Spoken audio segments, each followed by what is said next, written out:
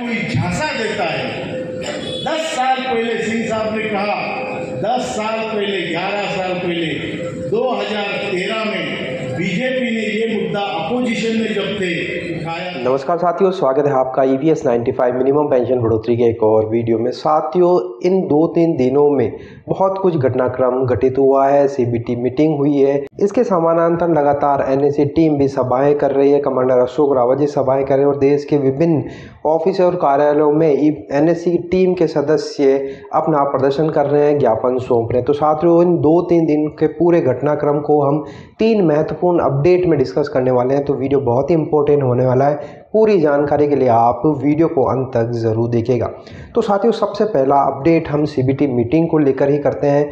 जैसा कि हम सभी को पता है, सारे पेंशनरों की आशा इस बार की CBT मीटिंग पर लगी हुई थी कि CBT मीटिंग में मिनिमम पेंशन बढ़ोतरी को लेकर कुछ घोषणा की जा सकती है। लेकिन साथियों, सभी को निराशा ही हाथ लगी। NSE के जो सीनियर लीडर हैं उनको तो पहले ही पता था कि इस बार मिनिमम पेंशन बढ़ोतरी का मुद्दा CBT मीटिंग में सम्मिलित नहीं हो रहा है। इसीलिए उन्होंने मनसुख मांडविया जी से मुलाकात भी की थी। खुद श्रम मंत्रालय की तरफ से बुलावा आया था 29 नवंबर को। श्रम मंत्री मनसुख मांडविया जी से राष्ट्रीय महासचिव वीरेंद्र सिंह राजावत जी के साथ में NSE के बड़े नेता मौजूद थे और उन्होंने CBT में मिनिमम पेंशन मुद्दों को शामिल नहीं करने के बारे में काफ़ी डिस्कस भी किया था। लेकिन साथियों, CBT मीटिंग में खास क्या हुआ आपको मैं यहाँ पर फटाफट बता देता हूँ। इस बार की CBT मीटिंग में बहुत सारे रिफॉर्म्स किए गए, यानी कि EPFO में क्या क्या बदलाव किए जा रहे हैं उसके बारे में काफ़ी घोषणाएं और ये हमें जल्द देखने को मिल सकते हैं। सबसे पहला बड़ा अपडेट तो ये था कि ऑटो क्लेम सेटलमेंट की जो अब लिमिट थी 50,000 उसको बढ़ाकर 1 लाख कर दिया गया, यानी कि 1 लाख तक के जो भी क्लेम है वो ऑटो सेटलमेंट हो जाएंगे और जल्द उनका निपटारा हो जाएगा। पहले लिमिट 50,000 तक थी। इसके अलावा जो सॉफ्टवेयर और हार्डवेयर EPFO यूज़ कर रहा है उसको भी अपडेट करने की बात इस CBT मीटिंग में डिस्कस हुई और इसको इम्प्लीमेंटेशन करने का प्रोसेस चालू किया गया। इसके अलावा जो इंटरेस्ट क्लेम सेटल करते समय जो पहले 24 तारीख तक ही सेटल होती थी इंटरेस्ट, उसको भी अब हटा दिया गया है। जब भी आप किस डेट को आप विड्रॉल करेंगे उसी तारीख तक का जो इंटरेस्ट है वो विड्रॉल के समय बेनिफिट मिल जाएगा। तो ये एक अच्छी बात है। पहले ये 24 तारीख तक की लिमिट थी, 24 तारीख के बाद में इंटरेस्ट उस महीने का नहीं मिल पाता था। इसके अलावा जो सेंट्रल पेंशन पेमेंट प्रोसेस है उसको भी सक्सेसफुली लॉन्च करने का आदेश यहाँ पर ले लिया गया है, क्योंकि पहले ये करनाल, जम्मू और श्रीनगर में एक पायलट प्रोजेक्ट के तौर पर यूज़ किया गया था। लेकिन सक्सेसफुल रहने के कारण अब इसे और 20 जिलों में रीजनल ऑफिसेज में से लॉन्च कर दिया जाएगा, ताकि पेंशन जो भुगतान है वो स्मूथ करा जा सके और सभी को आसानी से पेंशन मुहैया कराया जा सके। इसके अलावा EDLI की जो लिमिट है उसको भी एक्सटेंड करने की कोशिश की गई है। मिनिमम 2.5 लाख रुपए और मैक्सिमम 7 लाख रुपए EDLI के तहत बेनिफिट CBT मीटिंग में घोषणा कर दी गई। इसके अलावा CBT ने रिकमेंड किया है EPFO की एमनेस्टी स्कीम 2024 को सेंट्रल गवर्नमेंट के लिए, जिसके द्वारा जिन्होंने नॉन कंप्लायंस किया था, टाइम पे कॉन्ट्रीब्यूशन जमा नहीं कराया था, उनको बिना पेनल्टी के एक और चांस दिया गया कि वह अपना कंट्रीब्यूशन जमा करवा सके। इसके अलावा एमनेस्टी स्कीम को एम्प्लॉय लिंक इंसेंटिव स्कीम से भी जोड़ा गया, जो यूनियन बजट 2024-25 में डिस्कस हुआ था।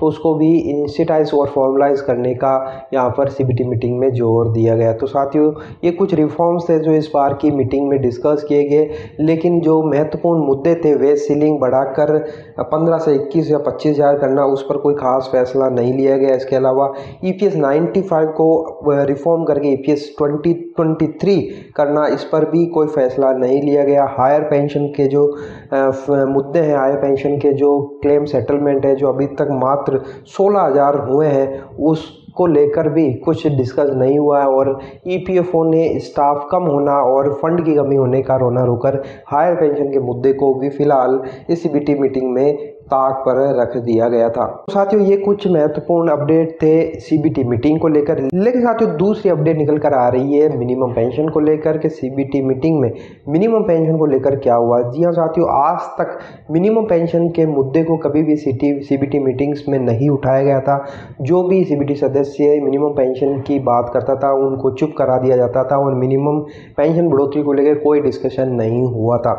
लेकिन साथियों, पहली बार हुआ है कि 236वीं CBT मीटिंग में पहली बार जो CBT सदस्य हैं, चाहे वो हरभजन सिंह सिद्धू जी हो आर करुणामलयन जी हो या BMS के एस मलयन जी हो, उन्होंने मिनिमम पेंशन बढ़ोतरी की बात CBT मीटिंग में रखी, जहां पर हरभजन सिंह सिद्धू ने 10,000 रुपये की मिनिमम मांग रखी कि मिनिमम पेंशन बढ़ोतरी 10,000 कर दी जाए मिनिमम पेंशन।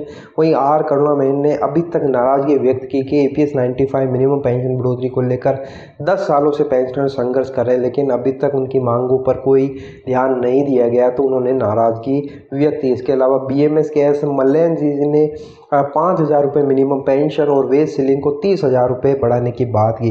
तो साथियों, ऐसा पहली बार हुआ है कि CBT मीटिंग में मिनिमम पेंशन बढ़ोतरी के मुद्दे को रखा गया और सुना भी गया, लेकिन फिलहाल इस पर कोई फैसला नहीं लिया गया।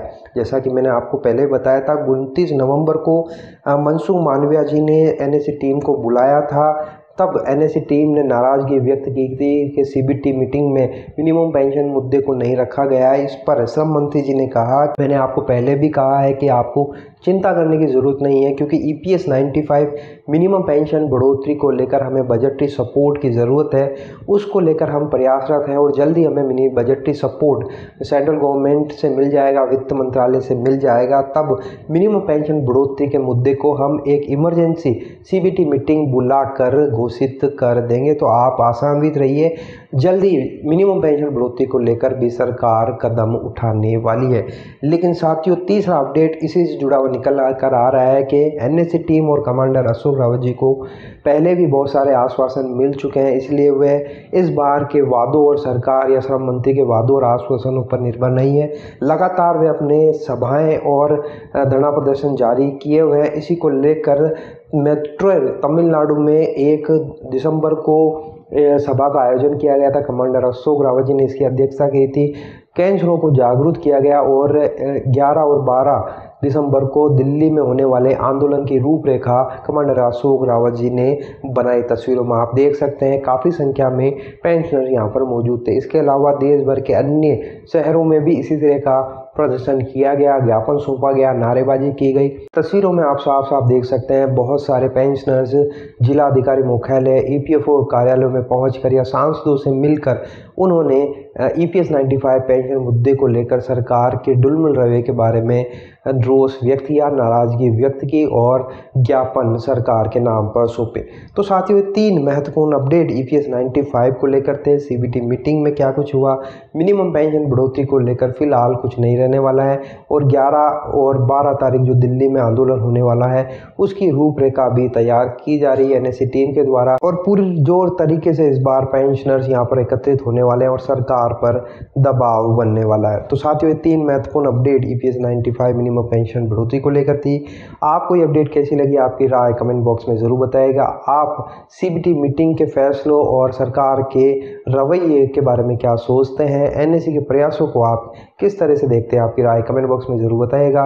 वीडियो अगर आपको अच्छा लगा लाइक शेयर कर दीजिए। इसी तरह की इन्फॉर्मेशन प्राप्त करने के लिए आप चैनल को सब्सक्राइब ज़रूर कर लीजिए। तो फिर मिलते हैं, तब तक के लिए अपना ख्याल रखिए।